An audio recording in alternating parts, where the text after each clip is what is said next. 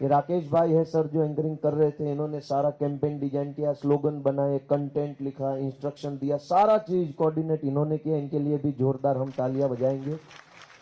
और ऐसे ही हमारे शानदार साथी महेंद्र भाई नावड़िया जी जो पीछे बैठे हमारे शहर के प्रमुख है, खड़े हो जाइए। वो डायमंड के उद्योगपति है, शहर का नेतृत्व कर रहे हैं। उनके मार्गदर्शन में हमें बहुत ही सफलताएं मिली। और ऐसे ही हमारे एक दमदार शानदार साथी योगेश भाई जादवानी जी जो हमारे प्रदेश के प्रवक्ता है, संस्थापक सदस्य है, बहुत शानदार काम किया है सर इन्होंने इस चुनाव में, मीडिया कोऑर्डिनेशन का काम संभालते हैं। ऐसे ही अगर किसी का नाम छूट जाता है मैं क्षमा चाहता हूँ। 2-3 बातें हमें कहनी है कि कुछ लोगों ने हमारे यहाँ बात रखी कि हम हार गए, बाहर भी कुछ लोगों ने बात रखी कि हम हार गए। मेरा ये मानना है कि कोई हारा ही नहीं है, पूरे गुजरात में कोई नहीं हारा है। अब आप पूछिए कि क्यों नहीं हारे, इसलिए नहीं हारे हैं कि ये जो सारे बैठे इसमें से 2% लोग ऐसे हो गए जो पॉलिटिकल हो गए, पहले किसी पार्टी में हो गए, पहले चुनाव लड़े हो गए, या कुछ राजनीतिक समझ रखते हो गए। बाकी हम सब लोग, मुझे मिला करके भी हम सब लोग नए लोग थे, कभी ऐसा देखा नहीं था कैसे पर्चा भरा जाता है, कैसे नॉमिनेशन करते हैं, क्या डॉक्यूमेंट चाहिए, किसको मिलना होता है, कौन सी चीजों में से गुजरना होता है, हम किसी को पता नहीं था। हम सबसे पहले जब कैंडिडेट बनने के लिए मन से तैयार हो गए तब से हम जीत गए थे इस चुनाव को।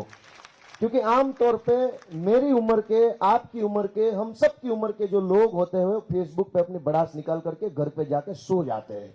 क्रांति का रास्ता कोई चुनता नहीं है, सबको चाहिए परिवर्तन, सबको चाहिए बदलाव, सबको चाहिए भ्रष्टाचार मिटाना। लेकिन उसके लिए जो रास्ता है, राजनीतिक रास्ता, चुनाव लड़िए, जीतिए और सत्ता में जाकर बैठ के चीजों को बदलिए, वो रास्ता कोई नहीं लेता, डरते सब लोग वहां जाने से। आपने वो रास्ता पसंद कर लिया, आपने उस रास्ते को चुन लिया, आपने कैंडिडेट बनने का मन से जब तय कर लिया और आप खड़े हो गए टोपी पहन के, मैं मानता हूं, मैं आप सबको सैल्यूट करता हूं, वंदन करता हूं, आपने वो जीत ली एक बैटल। दूसरा चुनाव, दूसरी बात आपने ये जीत ली कि आपने नॉमिनेशन फॉर्म भर दिया। मैंने तो आज तक नॉमिनेशन फॉर्म मुझे भरना अभी नहीं आता है, आपने भर लिया, नॉमिनेशन किसी का कैंसिल नहीं हुआ, आप ईमानदारी से उस नॉमिनेशन की प्रोसेस को पार कर गए, आपकी वो भी जीत है, आप जीते हैं, नए होने के बावजूद आपका नॉमिनेशन कैंसिल नहीं हुआ है। तीसरा जंग आपने कौन सा जीता कि नॉमिनेशन भरने के बाद ये बीजेपी के भ्रष्ट लोग आपको, आपके परिवार को, आपके समाज को डराने, धमकाने, खरीदने की बहुत कोशिश की, लेकिन आप उन सब में नहीं आए, आप डटे रहे, आप ईमानदारी के साथ खड़े रहे, आप जीत गए हो, आप इस लड़ाई को जीत गए हो। तीसरी लड़ाई को, और चौथी लड़ाई आप कौन सी जीते हो कि आप लोगों के बीच गए, आपने लोगों को हाथ जोड़ा, आपने पर्चे बांटे, आपने माइक लेकर के कुछ बोलने की कोशिश की, आपने आपकी खुद की बात, आम आदमी पार्टी की बात, हमारे माननीय अरविंद केजरीवाल जी के संघर्ष की बात, आपने दिल्ली के काम की बात लोगों तक पहुंचाने में अपना पूर्ण समय दिया। आप न किसी से डरे, ना आप शर्माए, ना आपको संकोच हुआ, आप चलते चलते हर चौराहे में, हर गली में, हर नुक्कड़ में जाके आपने अपनी बात रखी, आप उस चुनाव को जीत चुके हैं दोस्तों। और तीसरी बात कि मतदान के दिन जिस तरीके से बीजेपी के लोग गुजरात में गुंडागिर्दी करते हैं, जिस तरीके से उनके लोग हमला करते हैं, आपने उस चुनाव में डटे रहे, आप वहां भी खड़े रहे, आप ईमानदारी के साथ खड़े रहे, आप ये चौथा स्टेज भी जीत चुके हैं। इसमें से कोई हारा नहीं है सर, मैं मानता हूं कोई हारा नहीं है। और सबसे अहम बात यह है कि अगर ये 27 लोग कांग्रेस से जीते होते तो यहाँ पे 3 बैठे होते, बाकी के बीजेपी में होते। आप 27 के 27 यहाँ पे हो, यह आपकी सबसे बड़ी जीत है, यह आपकी सबसे बड़ी जीत है, ईमानदारी की जीत है, झाड़ू की जीत है। और मैं आप सबको एक अपील करना चाहता हूं अति विनम्र भाव से, हमारे मार्गदर्शक अरविंद जी की उपस्थिति में मैं कहना चाहता हूं, आप लिख लीजिएगा इस शब्दों को अपने दिल पे, अपने दिमाग पे, अपने घर की दीवार पे, अपने बच्चों की कॉपी में लिख लेना। मैं जो अभी बोलने जा रहा हूं कि 27 लोग हैं, लेकिन 6 करोड़ लोगों की उम्मीद बन के आप लोग आए हैं। आप जो करेंगे वो पूरा गुजरात देखेगा और उसको देखने के बाद गुजरात आपको वोट करेगा। हो सकता है कि बीजेपी के कुछ लोग, जो उनकी पुरानी आदत है, जो उनका पुराना क्राइम रिकॉर्ड है कि लोगों को डराओ, धमकाओ, लालच दे दो, हो सकता है ये भी कर ले कि आप में से किसी साथी को वो बरगलाए, ये बताए कि आप तो इतने कैपेबल लोग हैं, आप तो अपनी इतनी क्षमता है और आपको ये पद नहीं मिला, वो पद नहीं मिला, कह के आपको बरगलाए। गुजराती में कहूं तो तमने उश्केरे, तमने फोहलावे, तमने એવું કહે કે ફલાણા ભાઈ, ઢેકણા ભાઈ, તમને તો યાર આટલા બધા મત મળ્યા છે, તમને તો હવે પ્રમુખ બનાવવા જોઈએ, તમારું અપમાન કરે છે मनोजभाई सोरठिया, गोपाल इटालिया आम करे छे, आवी रीते तमने उश्केर छे। लेकिन ये सब चीजें जब होगी तब आपको ये सोचना है कि आपके ऊपर गुजरात के 6 करोड़ लोग जो है उनके बच्चों की शिक्षा का भविष्य आपके ऊपर निर्भर करता है। अगर आप किसी की बातों में आ गए, आपके अंदर अगर किसी हमारे पार्टी के पदाधिकारी के बारे में अंदर अंदर किसी के बारे में अगर गलत सोच आ गई, आपने कुछ गलत कदम उठा लिया, देख लेना कि सारे जो शिक्षा खराब की है इन बीजेपी कांग्रेस ने वो और खराब होगी, और जो बच्चे नहीं पढ़ पाएगा उसके पाप के जिम्मेदार हम सब मिलकर के होंगे। अगर आप चाहते हैं कि गुजरात के स्कूल ठीक बने, गुजरात के अस्पताल ठीक बने, गुजरात की सरकारी सिस्टम ठीक बने, हमारे सभी भाइयों को न्याय मिले, सबको सम्मान मिले, महिलाओं को मान मिले, बुजुर्गों को सम्मान मिले, युवाओं को रोजगार मिले, जिसकी जो जरूरत है, जिसका जो अधिकार है वो सबको मिले, ऐसा आप चाहते हैं तो आपको 5 साल तक काम करना है, किसी की बातों में नहीं आना है। कभी ये भी हो पाएगा, ये भी होगा कि आपको ये लगेगा कि मैं इस काम के सबसे काबिल आदमी हूं, आपको ये लगेगा कि मेरे से ज्यादा किसी में इस बात की क्वालिटी नहीं है, ये काम मैं सबसे अच्छी तरीके से कर सकता हूं, आपको ये भी लगेगा कि ये पद मुझे ही मिलना चाहिए, मैं ही इसके लायक हूं, फिर भी आपको नहीं मिलेगा।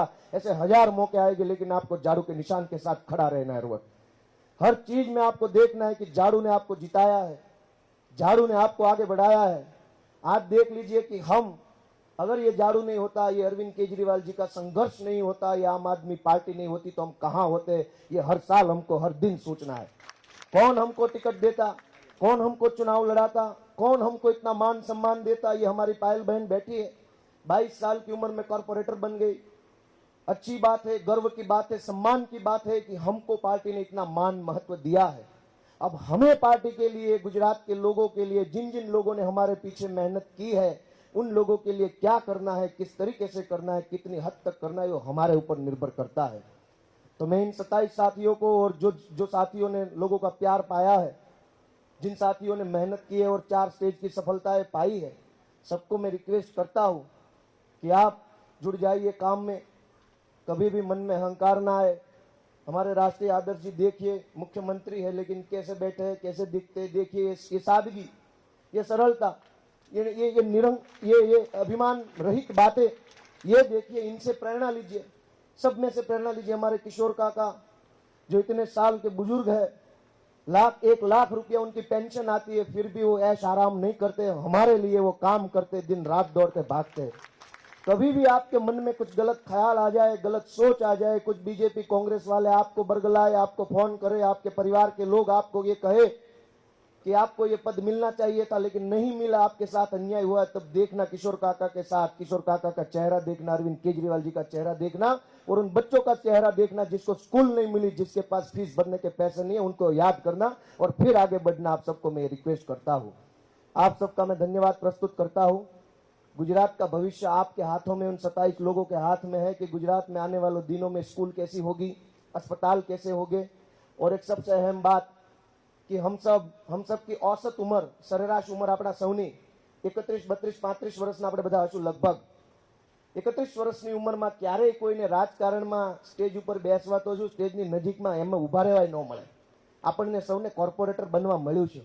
ये आपके ऊपर निर्भर करता है कि आने वाले दिनों में आपके जैसी उम्र के हजारों लोग राजनीति में आएंगे कि नहीं आएंगे, आपके ऊपर निर्भर करता है। अगर आपके माध्यम से कुछ गलत कदम उठ गए, हजारों लाखों युवाओं के लिए राजनीति के दरवाजे बंद हो जाएंगे। ये बीजेपी कांग्रेस के लोग बोलेंगे, ताने मारेंगे, हमको दबाएंगे कि देख लीजिए, देख लिया है पढ़े लिखे लोगों ने क्या किया, ये युवाओं ने क्या किया, आम आदमी पार्टी वालों ने क्या किया। ऐसे ताने मार मार करके हम जैसे नौजवानों के लिए, पढ़े लिखे लोगों के लिए राजनीति के दरवाजे बंद कर देंगे ये लोग। अगर आप चाहते हैं कि राजनीति में हम जैसे आम आदमी आते रहे, आगे बढ़ते रहे, चुनाव लड़ते रहे, जीतते रहे और गुजरात को बदलते रहे, तो हमें झाड़ू के साथ डटकर खड़े रहना है। हर हालत में हमें खड़े रहना है, चाहे हमारे साथ कुछ अच्छा हो या कुछ बुरा हो, जनता हमें कुछ अच्छा दे या बुरा दे, हमें खड़े रहना है।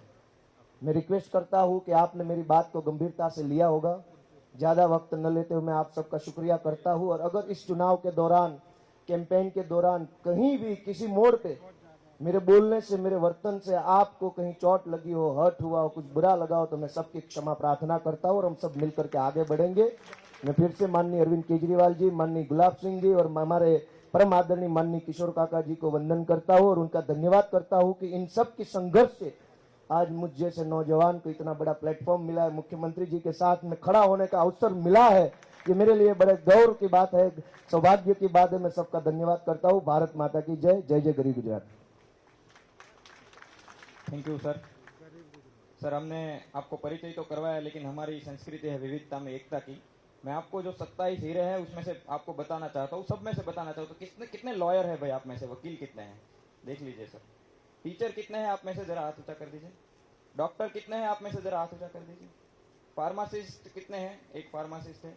बाकी मजदूरी कितने लोग करते हैं छूटक, जिनकी इनकम का फिक्स नहीं होता, जैसे कि धर्मेश भाई है। प्राइवेट कंपनी में नौकरी कौन कौन करता है? इंजीनियर कौन कौन है? सबसे बड़ा इंपॉर्टेंट रोल हाउसवाइफ कौन कौन है? ये हीरे सर हमने, हाँ मल्टीटास्किंग है, ये हीरे हमने पसंद किए हैं। दलित समाज से कौन कौन है?